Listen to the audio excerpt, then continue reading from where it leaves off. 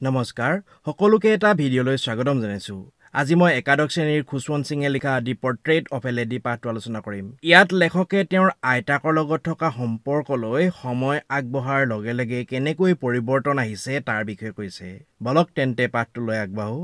My grandmother like everybody's grandmother was an old woman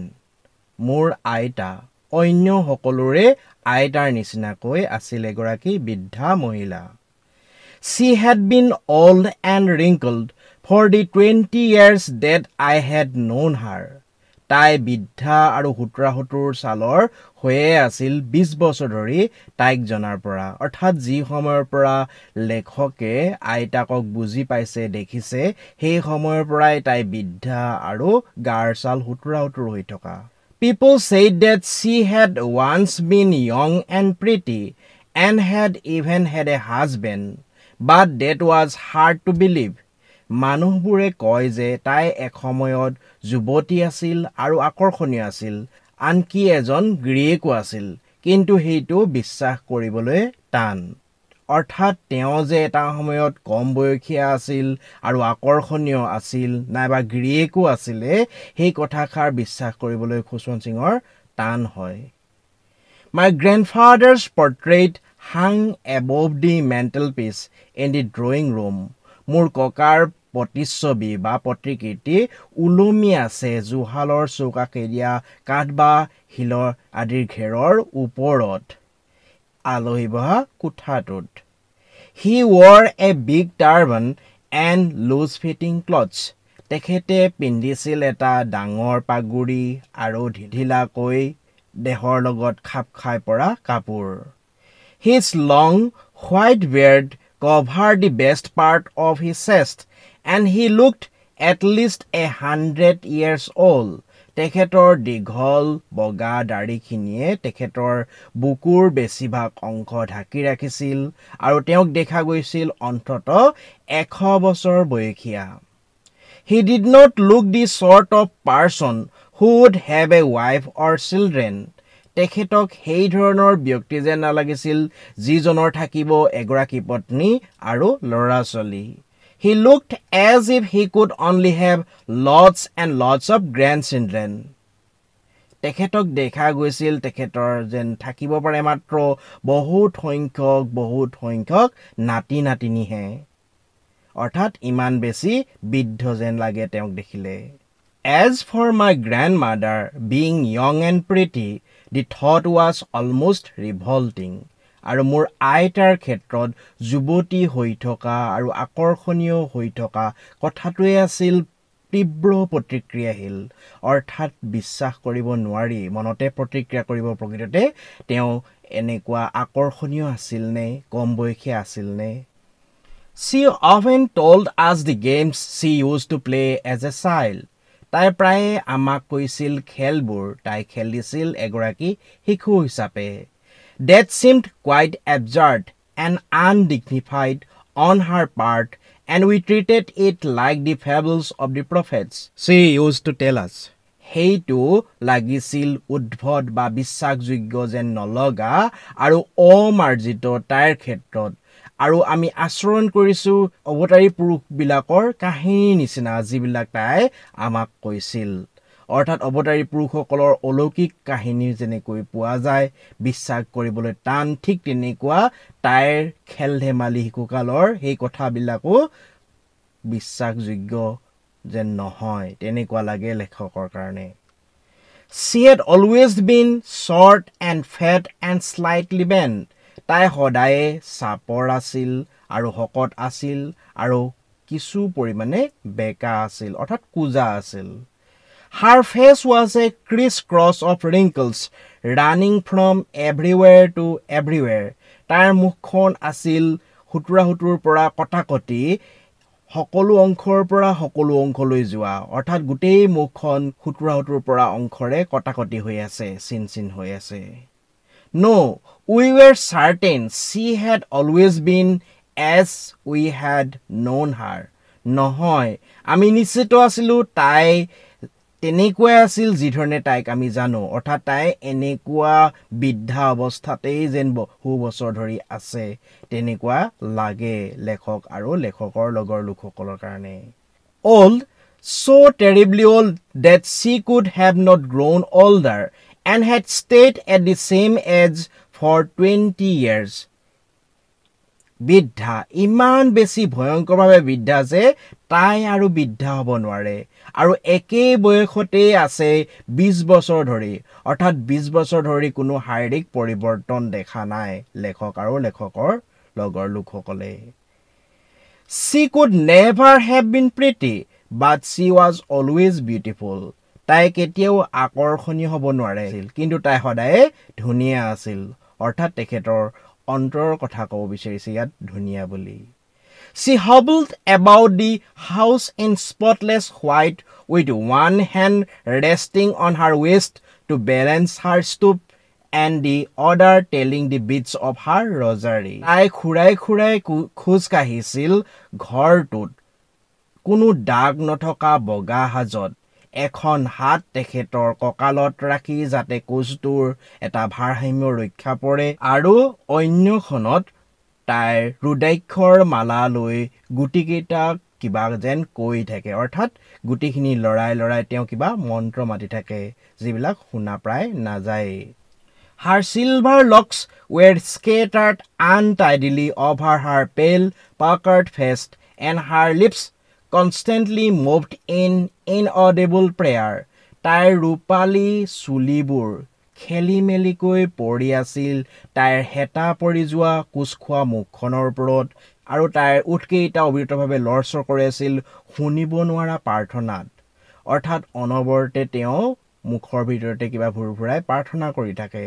লগতে তেখেতৰ চুলিখিনি আউল বাউল হৈ মুখৰ ওপৰত পৰি থাকে Yes, she was beautiful. হয় তাই ধুনীয়া আছিল She was like the winter landscape in the mountains, an expanse of pure white serenity, breathing peace and contentment.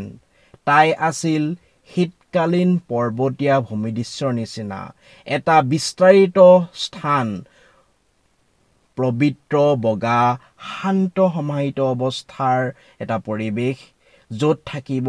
শান্তি আৰু সন্তুষ্টিৰ উশাহ নিশাহ অৰ্থাৎ শান্ত সমাহিত পৰিৱেশৰ যেন সুন্দৰ শীতকালীন ভূমিদৃশ্যৰ নিচিনা তাই হয় সেইকাৰণে তাই ধুনীয়া My grandmother and I were good friends. মোৰ আইতা আৰু মই আছিলোঁ ভাল বন্ধু বান্ধৱী My parents left me with her when they went to live in the city and we were constantly together. মোৰ মা দেউতাই মোক এৰি থৈ গৈছিল তাইৰ লগত যেতিয়া তেওঁলোকে চহৰত বাস কৰিব গৈছিল আৰু আমি অবিৰতভাৱে একেলগেই আছিলোঁ অৰ্থাৎ মাক দেউতাকে এৰি যোৱাৰ পাছত লেখকে আইতাকৰ লগতে বেছিভাগ সময় কটাইছিল She used to wake me up in the morning and get me ready for school. তাই মোক উঠাই দিছিল ৰাতিপুৱা আৰু মোক স্কুলৰ কাৰণে সাজু কৰিছিল She said her morning prayer in a monotonous sing-song while she bathed and dressed me in the hope that I would listen and get to know it by heart. তাই ৰাতিপুৱাৰ প্ৰাৰ্থনা একেটা সুৰতে গাইছিল যেতিয়া তাই মোক গা ধুৱাইছিল আৰু সাজপাৰ পৰিধান কৰাই দিছিল আশাত যে মই শুনিম আৰু হৃদয়ংগম কৰিম ইয়াক অৰ্থাৎ শিকি ল'ম প্ৰাৰ্থনাটো অৰ্থাৎ লেখকে যাতে ভালকৈ প্ৰাৰ্থনাটো শিকি লয় তাৰ কাৰণে যেতিয়া তেওঁ গা ধুৱাই আৰু সাজপাৰ পৰিধান কৰি থাকে আইতাকে সেইটো গাই থাকে I listened because I loved her voice but never bothered to learn it. মই শুনিছিলোঁ কাৰণ মই ভাল পাইছিলোঁ তাইৰ স্বৰটো যিধৰণে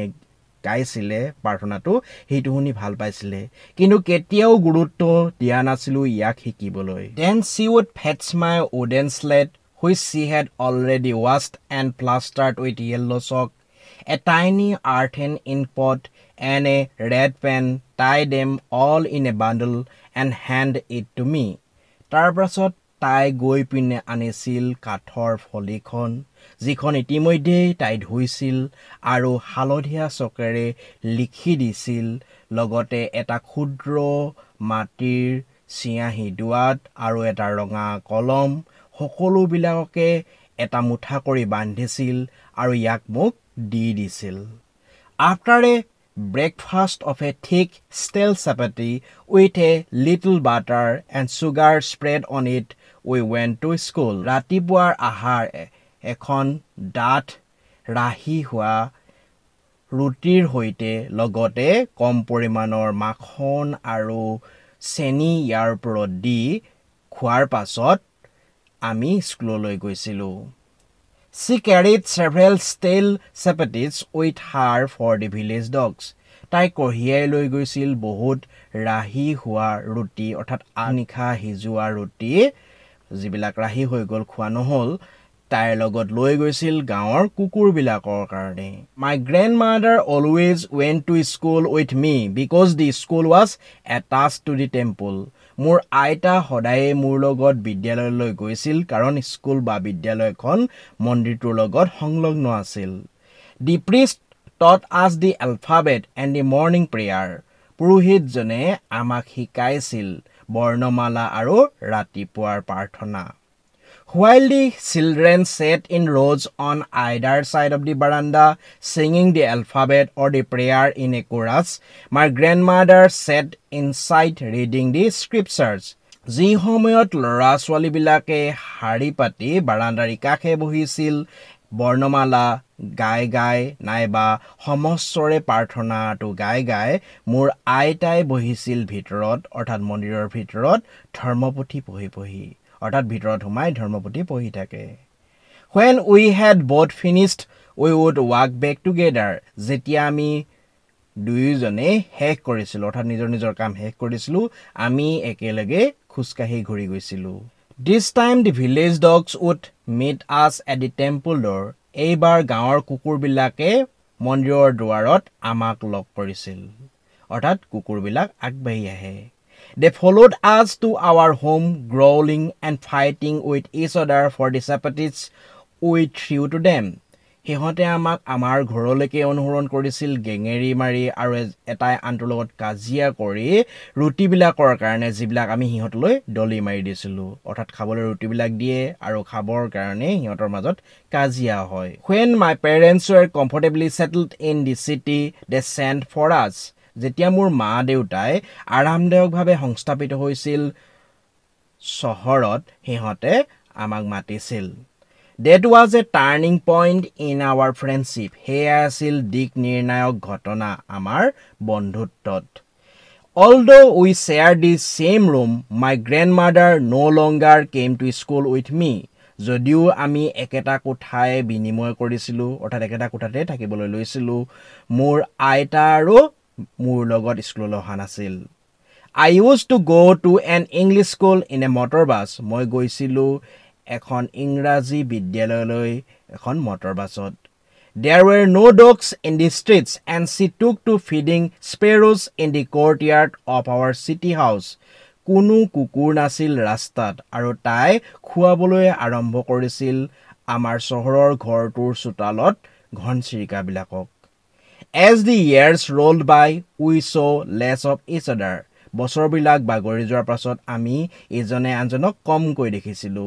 For some time she continued to wake me up and get me ready for school. কিছু সময়ৰ কাৰণে অৰ্থাৎ আৰম্ভণিৰ কিছু সময়ৰ কাৰণে তাই মোক উঠাই দিছিল আৰু স্কুলৰ কাৰণে হাজু কৰি দিছিল চহৰীয়া জীৱন আৰম্ভ হোৱাৰ প্ৰথম কিছু দিনৰ কাৰণে তাই মোক আগৰ নিচিনাই কামবিলাক কৰি দিছিলে মোক উঠাই দিছিলে আৰু স্কুলৰ কাৰণে হাজু কৰি দিছিলে When I came back she would ask me what the teacher had taught me. যেতিয়া মই ঘূৰি আহিছিলো তাই মোক সুধিছিল শিক্ষকে মোক কি শিকালে অৰ্থাৎ বিদ্যালয়তনো কি শিকালে তাৰ বিষয়ে লেখকক সুধিছিলে আইতাকে I would tell her English words and little things of Western science and learning, the law of gravity, Archimedes' principle, the world being round, etc.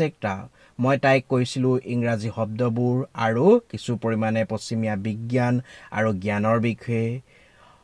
মধ্যাকৰ্ষণৰ নীতিৰ বিষয়ে আৰ্কিমিডিছৰ সূত্ৰৰ বিষয়ে পৃথিৱীখন ঘূৰণীয়া হোৱাৰ বিষয়ে ইত্যাদিবোৰ This made her unhappy. এইটোৱে তাইক অসুখী কৰিছিল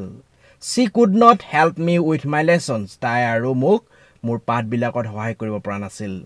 She did not believe in the things they taught at the English school and was distressed that there was no teaching about God and the scriptures. তাই বিশ্বাস কৰা নাছিল যিবিলাক কথা তেওঁলোকে ইংৰাজী বিদ্যালয়ত শিকাইছিল অৰ্থাৎ শিক্ষকসকলে যিবিলাক কথা শিকাইছিল আৰু আহুকাল পাইছিল যে কোনো শিক্ষা নাছিল ভগৱান আৰু ধৰ্মপুথিৰ বিষয়ে One day I announced that we were being given music lessons. এদিনাখন মই ঘোষণা কৰিছিলোঁ যে আমাক দিয়া হৈছে সংগীতৰ পাঠ অৰ্থাৎ সংগীত শিকাইছে She was very disturbed. তাই বৰ অস্থিৰ হৈ পৰিছিল To her music had lewd associations. তাইৰ কাৰণে সংগীতৰ আছিল